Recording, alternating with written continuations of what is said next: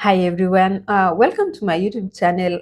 If you're interacting with this channel for the first time, my name is Linda Gomez, and make sure you subscribe to this channel and turn on the notification bell so that the next time I'll be uploading a new video, you'll get the notification. For the returning subscribers, asante sana, thank you and karibu sana.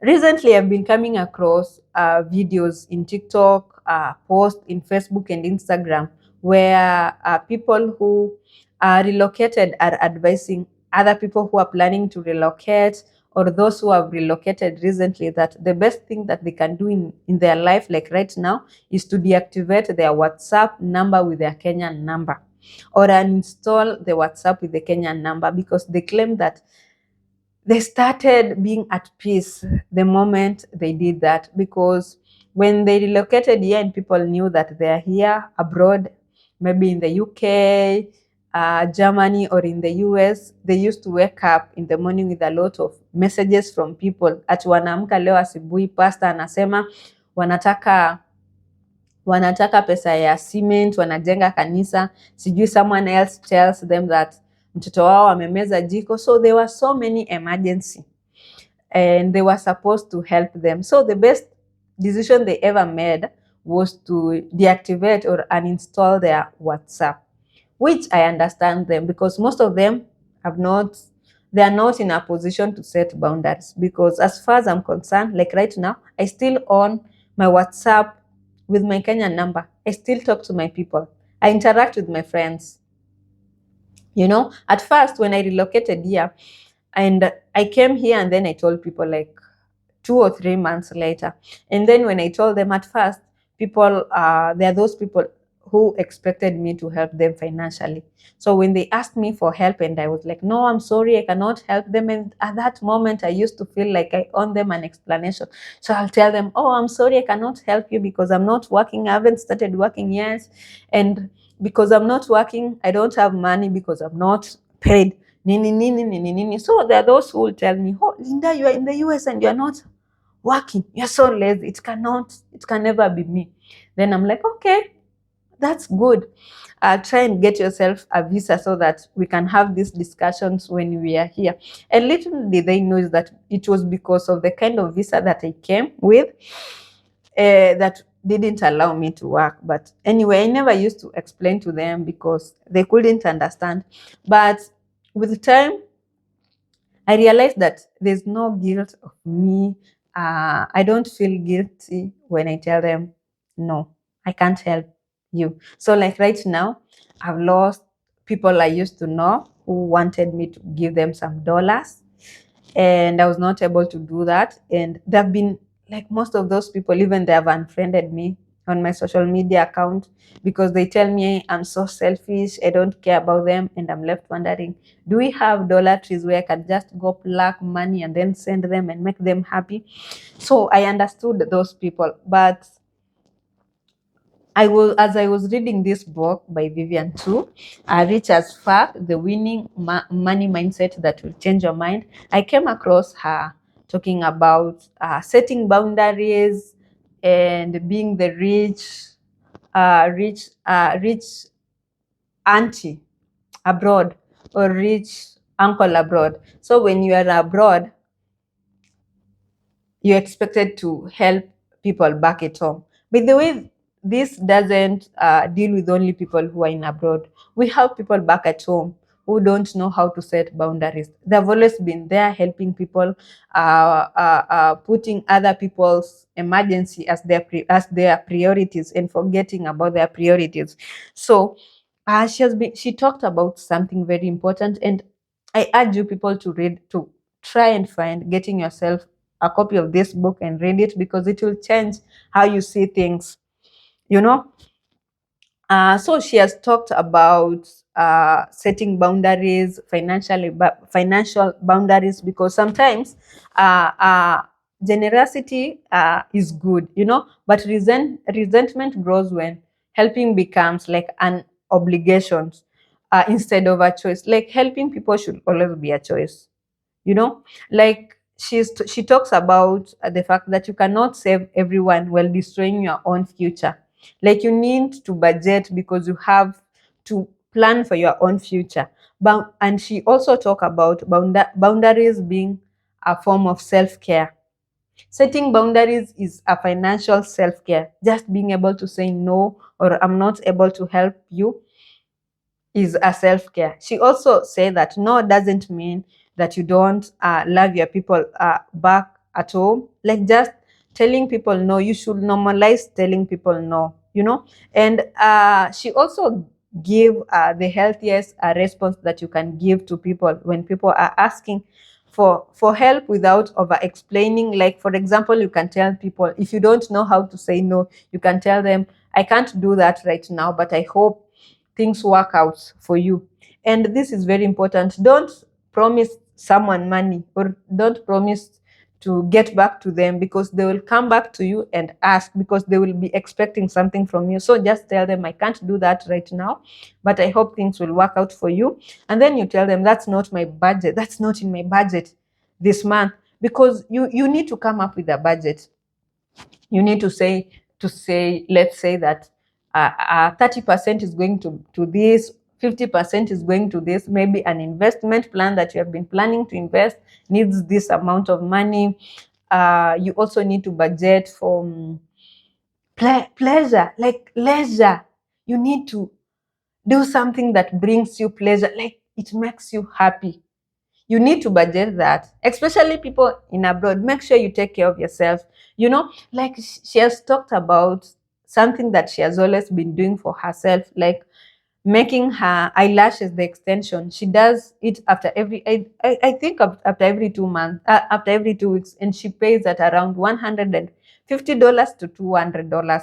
And that is something that she cannot negotiate. And it got me thinking, because ever since I came here, I haven't made my eyelashes, and I miss making my eyelashes. Sometimes the eyelashes gives you some courage. It makes you a body. Like, you walk, you don't have to worry about your makeup. Especially as for me, like right now, my skin has decided to behave. I'm not wearing any makeup like right now. So one thing I really want to do is to make my eyebrows. That is something, the permanent one, I don't know, that needs to be refilled after every 5 years. That is something that I want to do. And also my eyelashes. So when you're planning for your budget, make sure you have the non-negotiable things that you do for yourself that people will not understand. Also, you can tell them that I'm focusing on stabilizing myself financially first. This is very important. As someone who used to believe that the best blessings I could get was being able to help other people when I was going through a lot, I can tell you this: people take advantage of you. Like, I used to give out, my cup was not even half filled. You cannot help people with a cup that is empty. Mine used to be even a quarter, not even a quarter, but I used to sacrifice for other people. So make sure you learn how to tell people that I'm focusing on stabilizing myself financially first before I can help you. And then you can also tell them, when you are helping someone, you tell them, I can help them once, but I can't make this a regular thing. This is very important. Sometimes you have that friend of yours or someone who is asking you for help, and you decide that, finally, let me give them this. But when you do that, make sure you set that boundary. You tell them, I'm doing this, but I don't expect it to be a regular thing. And then you can tell them is that, I love you, but I cannot be able to carry your responsibility. I remember some time back, there was this person who came to my inbox. I know her personally, and she was asking me to pay for a TV subscription. And when I told her I'm not in a position to do that, she started telling me, oh, now you are the one who has been preaching about childhood trauma. Instead of helping me avoid the childhood traumas, you are not able to help me. Then I'm like, girl, it's not my responsibility. And mark you, some of us grew up without even expecting the TV or whatever. So, girl, I love you, but it's not my responsibility to do whatever you are asking me to. So Vivian talks about the fact that you should avoid becoming the family ATM, because once people feel or think that you will always rescue them, they will always come for you. It will become so hard for you to stop without having conflict. without feeling people feeling that you are now becoming self-centered. So normalize the fact that it's okay to say no. And then you need to have, she talks about a balanced mindset, whereby you need to only help when you can genuinely can, and then don't help because of guilt, that you are helping this because you don't want to feel guilty. No, don't do that. And then don't bankrupt your future trying to look successful in a manner that you have to send them money so that they believe in the US or in the UK that is have they have money, you know. Don't, like, I don't know if I'm the only person, but the moment I landed here, and then the moment I realized that people in the US pay for their funeral when they are still working, when they are still healthy, I knew it meant business. That's when I started planning for my retirement. Haven't started working yet, as like up to now, like right now, I haven't started working, but I have a retirement plan. I know what I have to do. And this includes trying to understand how finances works here in the US, you know? So just know that just because you have money, that doesn't mean that everyone automatically has an access to it, you know. Budgeting, you need to budget, because when you budget, you can know how much you can help, who you can help, and when to say no, you know. And also you need to have these conversations with your family, or those people that you are helping back at home, because we have those people that you need to help, maybe paying school fees for your siblings, or helping your siblings start a business or set up something. You are supposed to have that conversation with them and set that boundaries, because trust me on this, Vivian talks about that when you don't set boundaries, you know, emergency become permanent. Like, kutakuanga na emergency kila time. And then she also talks about dependency. Dependency will grow. It will keep on growing. People will depend on you. They'll expect you to help, and your own goals will disappear.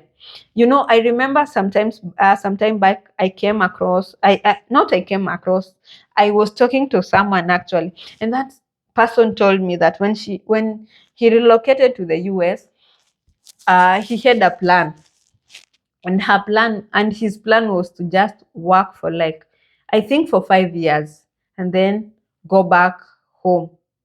But that person has been here for the longest time, even till now, because when that person landed here, he started being people's ATM. Sijui nani amemeza jag, ni yeye anamtumia. Sijui kuna mchango gani nyumbani, kanisani, anatuma. Ile time yenye saa zingine anatumia madhe pesa, anaamka Sunday, mama yake ndio chair lady wa sijui kamati ya kujengea na kununulia pasta gari. So what you need to know is that when you don't set financial boundaries, you'll not be able to achieve your dreams, you know. You'll not, like, people will depend on you. They'll keep on depending on you, and anytime you tell them that you cannot help them, they'll feel bad, you know. Dependence, and you'll forget about your growth, your goal, your personal growth. You are supposed to invest, especially when you are in abroad. People in abroad, we all know, saa zingine ukilose kazi, like, you can become homeless as quickly, like, ni haraka haraka tu. I even don't know how to say that. Like, ukikosa kazi, ukivutwa kazi like leo, na usipopata kazi in the next 1 month, unaweza kuwa homeless. And when you talk to people about that, they won't understand, you know. So I want us to normalize the fact that it's okay to say no, and you don't have to feel guilty about that, you know. So sometimes those boundaries can sound so cold to people who are used to using you, to those people who, when you sacrifice your happiness, or you send them whatever they are that they require, when you start setting that boundaries, they will feel bad, you know. And most of the time, they'll stop talking to you. Like, I want to challenge you people.